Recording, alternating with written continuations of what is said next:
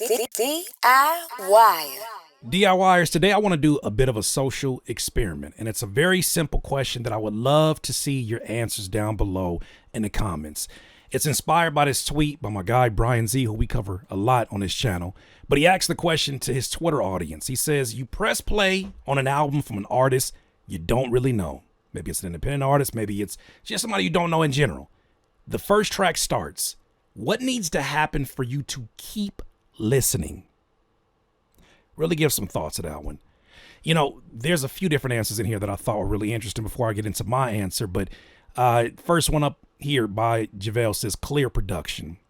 Haran DeMarco, shout out my dog Haran DeMarco, says the production has to grab me. Shout out my dog Eloquent. He said beat needs to hook me within the first 20 seconds. Tristan says the story needs to captivate you and pull you in. An artist here says I need to at least know what kind of ride the album will take me on. What type of vibes are we on? Is there a sense of urgency? What do you want us to feel? It has to be substance to keep me there. Something different than the next artist to keep me invested in the project. A hit is a hit, but I'm not checking out your whole project if it doesn't have substance. I love this conversation because in a time where some people will try to convince you that albums are pointless and that people are more so tuned in to whoever can supply the most quantity over quality.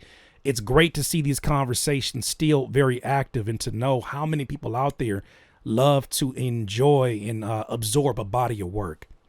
Another one here says, if it's an album, I need the intro to pull me in at least, then the rest can be shuffled. I like this one too. If I give it a 3-track listen, if it doesn't capture my attention, I move on. And I kind of find myself in that same similar situation, you know, first and foremost, because I'm an artist and a producer myself, been so for many, many years. When I'm listening to another artist, right, when I'm sitting down and I'm not putting on my creative hat, I'm just sitting there as a fan of music, especially in hip hop and rap. When I'm listening to an artist tell their story in that particular art form, I want to see a clear presentation. I want to see a connection point. I want to see or hear you say something that not only shows how inside of the emotion you are, like not saying, hey, I'm angry, but helping me to understand the many complicated emotions that come with being a human being. In that moment, can you embody what it is? And does the music around it, this is where production comes in, does the music around it amplify that, or does it become a distraction? Because I think there's a lot of things that we kind of subconsciously judge artists on based upon the quality of their art, their artwork on their album, their single art, the quality of their production, the, I guess, experience that you can hear, the confidence that you can hear in the production and the art form as an artist.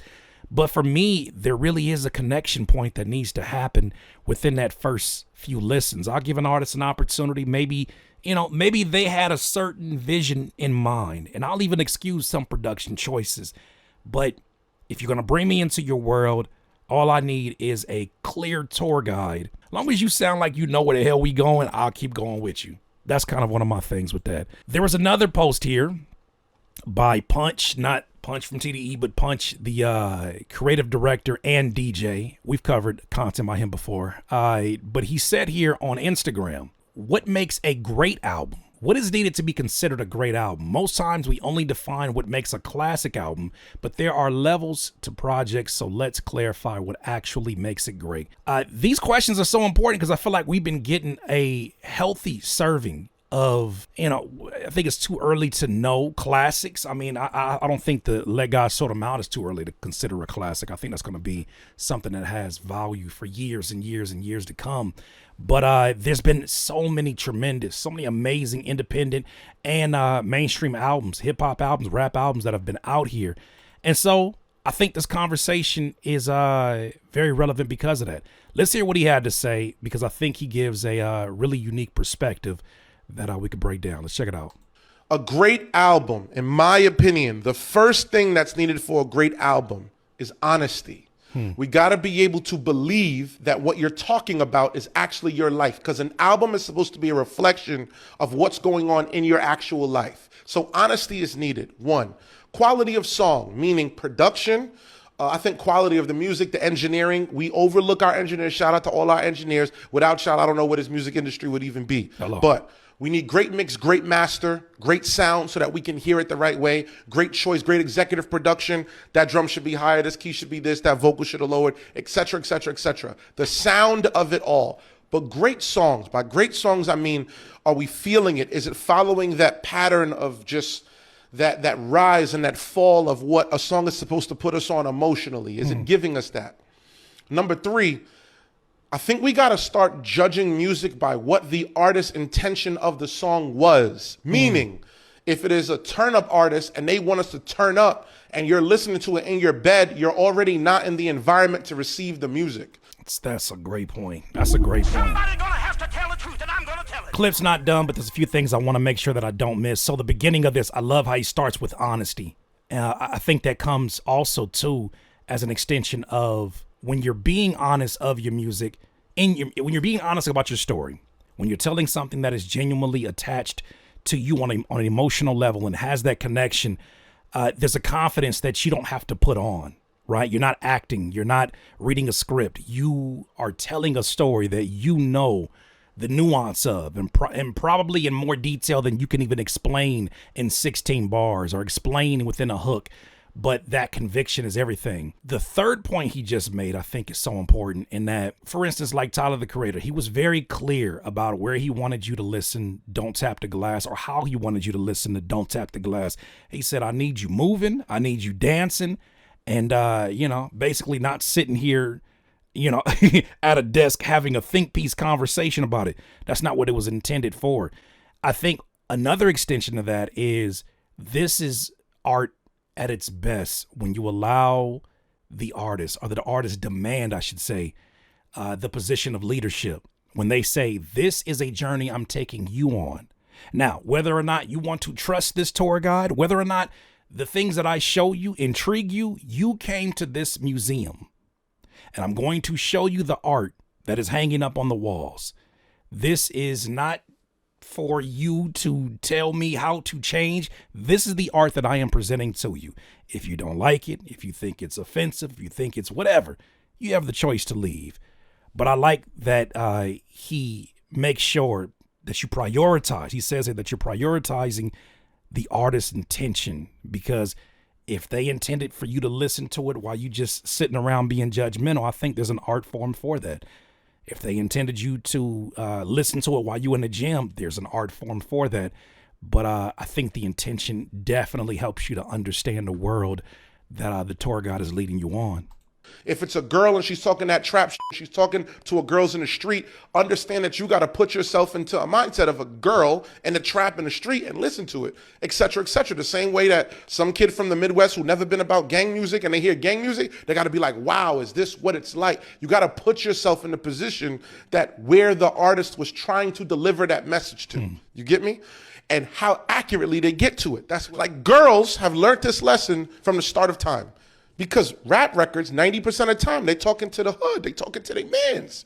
But girls is like, all right, cool. That's why a lot of girls, when they listen to trap rap, you see them, they be getting all aggressive. They want to turn up. They're like, yeah, I'm in my vibe. They want to turn up. Because they're putting themselves in the zone like, okay, this is what it is. Now, I don't want my guys to start doing their hair and their makeup when they listen to Cardi. No. But you got to put yourself in a position that she's talking to certain type of women. And in that zone of where she's at, understand that that's where it's originally aimed at. You get me? Now, when you start getting really, really great, now it's like, how's the wordplay? How's the bars? Are you saying stuff? Are you making culture shifting music? All of these things blend in to making a great album. Yeah, a lot of great points are made on this one. The one that's he didn't speak to, I guess, directly, but he's kind of giving a lot of things that lead me to this, is the emotional connection, right? You have so many folks out here now that are showing their ass out in this last year. I think specifically, they're showing their ass out here when it comes to their ability to be lyricists, for instance, right? They're showing you their ability to create wordplay. They're showing you their versatility. They're showing you, their ability to basically do verbal gymnastics. And that by itself is impressive. It is worth studying. It is worth appreciating. At its core, it is very attached to hip hop. However, the idea of the lyricist has also further evolved, especially when you talk about one of the lyricists out here who's had one of the most outstanding years that we've ever seen from any lyricist or hip hop artist in Kendrick Lamar.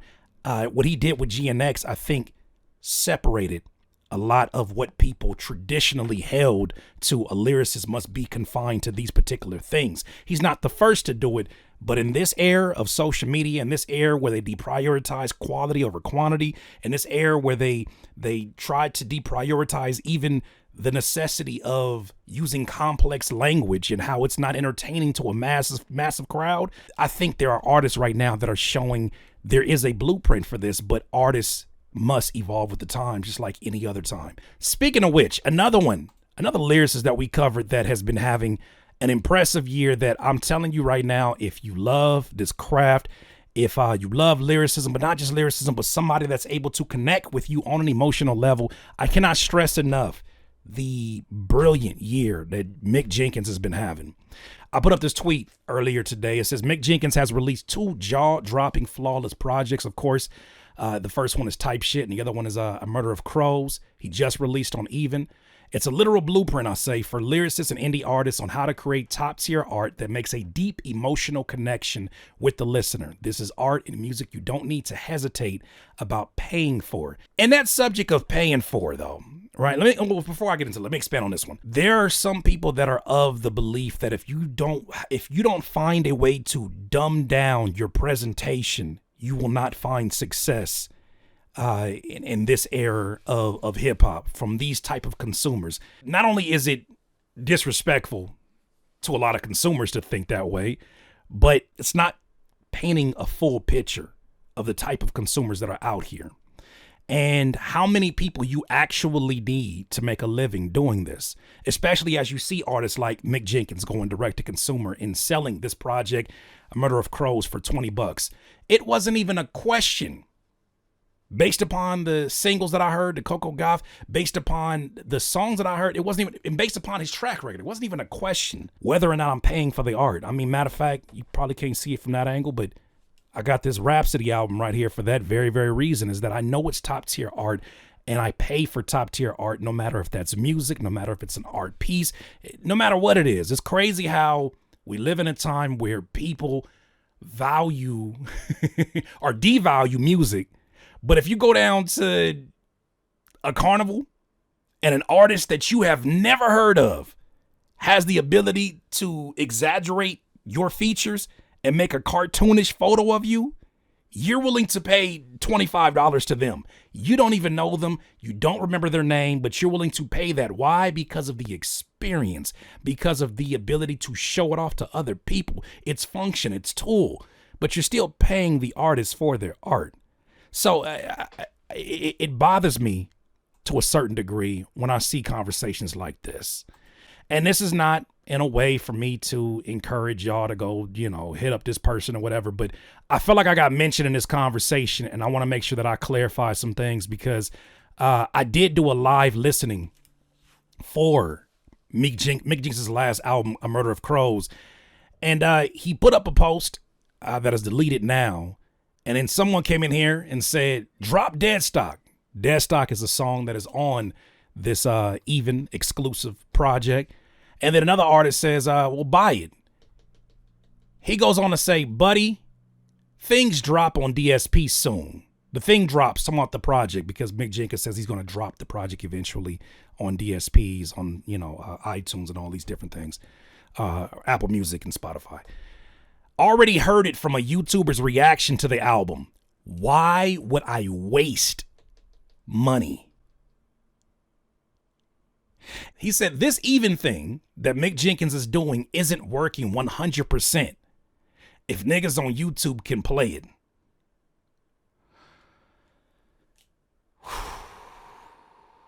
I read things like that. I read it when I saw it and I wanted to say something immediately. But the first thing that I wanted to do was make sure that I texted Mick because, he knows how much we support him here on this channel. He knows how much we support the art. He knows that I'm an artist and I'm a producer first before any of this was ever a possibility. So I'm going to always champion the art of the artist. But this mentality is something that I've seen more so on the internet than I have seen in real person, and it's discouraging, especially because I have to recognize, one, not everybody sees music like myself, and a lot of y'all that are in here right now, if you're watching this video, you obviously definitely hit the like button. If you're watching this video, you're obviously somebody who appreciates music on another level. We do things that are very, I guess, outside the norm of the masses. To this person's point, the album drops on DSP, already heard it on YouTubers' reaction to this album. Why would I waste money? First of all, it's not a waste of money to invest into somebody's art form. When you're paying for an album, and I'm assuming this is somebody who is probably younger. When you're paying for an album and you're truly a supporter of somebody's art, you are not only paying for this piece of art to add to your collection, but you're supporting them and their ability to elevate and create more art. You're in turn, especially when an artist is independent, you're in turn supporting a small business or an independent business. So the idea that just because you saw somebody wearing a t-shirt and you were able to get close to it, you're not wearing it. This is my analogy. You're touching it. You're not wearing it. But because you're able to see it up close and you're like, oh, yeah, that is dope. I don't need to buy it no more, because why would I want to wear the shirt that I like? See how ridiculous that sounds? So when I see people say stuff like this, I realize that it's probably someone who is not of the financial means to do it, or somebody who is taking on some of the same talking points that they don't even understand how they came to this conclusion. These tech companies have been the people who have shaped your opinions on this, and I can tell by some of the rhetoric in there. He goes on to say this even thing, Mick Jenkins, isn't working 100% if niggas on YouTube can play it.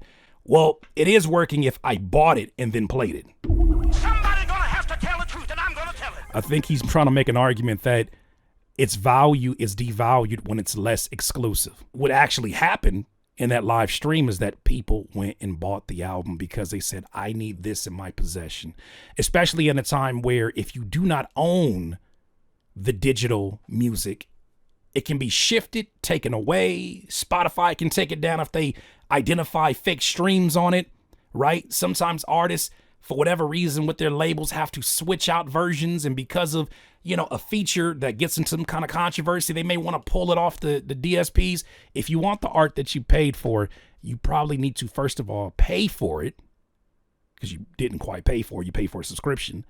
And then second of all, you want to make sure that you have it in your physical ownership, because art that is here on the DSPs is temporary. It's kind of a ticking time bomb. Mick Jenkins actually responded back to this one, and he says, what I'm doing is about supporting me directly. If you care to, right? You don't, and that's fine. He's talking about the person who doesn't care. But it is indeed 100% working. It just don't work for you, because my music is a waste of money to you. That's all. Somebody gonna have to tell the truth, and I'm gonna tell it. What I'm doing is about supporting me directly, and if you care to. If you don't, and that's fine, but it is indeed 100% working. It just don't work for you, because my music is a waste of time for you. That's all. I saw a Instagram clip that said they had an exact number, and if I find it again, I will pull it up. But they had an exact number for what it would require for an artist to make minimum wage, creating the art, the music that you listen to every single day, the music that you use to pull you through your workday, the music that you use for inspiration, the music that you use as that extra fuel in the gym, music that you use in order for them to make minimum wage for such a useful product. How many monthly streams would you have to get as an artist in order to earn minimum wage? And this is without any other costs at all. You would have to have 567,000 streams a month in order to make minimum wage. They need to do 500,000 plus streams every single month. That's just to make minimum wage. When you talk about this Mick Jenkins project and you pay $20 for it, let's pull this up really quick. It's one of my favorite websites, a reverse royalty calculator. If you so much as paid $20, what do you think the equivalent streams you would need to get in order to get that $20? Just one time. Oh, you need 5,000 streams. That's from one person, by the way, this $20 comes from. You need 5,882 unique individuals to actually stream this for them to make that $20. 2,000 here on Apple Music, 2,000 here on YouTube. And that's how you make your 20. That $20 goes a long way. And you get that right now and not 3 to 6 months after you've already enjoyed the music and then, you know, based upon this person's attitude, probably already discarded it and pushed it to the side. Yeah, it's a wicked, wicked game. But artists are finding other means, and direct to consumer is definitely helpful. 100% working. I don't get the logic. That's why I say this person must be younger. But if you need something to 100% be working, you're never going to build anything, because it's not going to always work in the beginning when you're testing things out. But eventually it will. I don't get the logic. It's not for me. But he did apologize. He said, I was insensitive saying waste. My bad, Mick. All love. While we on that subject, you know, like I said, this brother's not paying me for any of this. I just respect that somebody who has the skill set that he has, who is investing the kind of time that he has into his music, and it sounds as impressive and as amazing as it does, is making that sacrifice. Because I know when I made that sacrifice, I got cooked. Or they tried to cook me. They couldn't cook me quite, because I knew what was ahead of me. I could do basic math, and I recognize what this is and how necessary it is to generate an income off of this, because there are so many people out here, whether it's the argument that music is not worth anything from this group, whether it's an argument that if you truly love art, you shouldn't be concerned about making money. And all of you people sound absolutely fucking out of your mind. If you are a provider for your family and you don't get to spend as much time with them because of the job that you currently have, well, that's a worthy sacrifice, right? You spend 8 hours, whatever you're doing a day, so that you can provide for that family and have a roof over their head. To you, that is a simple exchange. I give you my time, I do my work, and then you pay me every Friday or every other Friday. But imagine somebody pulls up to your job and comes up with a great idea that says, if I can't find a way that your work equals out to at least $1,000 for this company every week, you don't get paid until you reach that threshold. You probably wouldn't work that job, would you? But here you go. You got artists here who are on Spotify that are dealing with so many obstacles. One of those being the threshold for streaming. In that if you don't get to at least 1,000 streams annually on a particular song, you will not get paid for that particular song. If you don't get 500,000 plus streams and you are a small business that is building, but you're making the investment and you're making this great art, but you don't get 500,000, you're not going to make minimum wage from streaming. But the same way these people clock in every single day, the same way we clock in, I clock in to make this art, it is amazing that we're still getting as great of art that we're getting, even though so many people out here do not deserve it. They treat it like it's disposable. But I don't entirely blame you. I blame these platforms that have trained you to believe that it doesn't really have any value. It almost reminds me of the way that a credit card can be presented to you as being money that you can spend forever, because you don't actually see it coming out of your pockets. But I want you to try, as a listener, if this is already you, skip this message. But if you are there fighting against these artists being paid for what they are doing, being just fighting against it is crazy to me. But if you're fighting against it, I want you to think about the analogy that I gave you earlier about what is your time worth? What is your work worth? Do you know what it feels like to feel worthless after putting your heart and soul into something? I would suggest a little bit of empathy as you move forward. This channel will forever champion independent artists and forever champion these moments where they create fantastic art. And round of applause for Mick Jenkins for what he did. Had to get this off my mind. Had to go ahead and say that. But DIYers, back to the initial question. Back to the initial question. You press play on an album from an artist you don't really know. The first track starts. What needs to happen for you to keep listening? I'm really curious, DIYers. Those are my thoughts. Let me know what you think.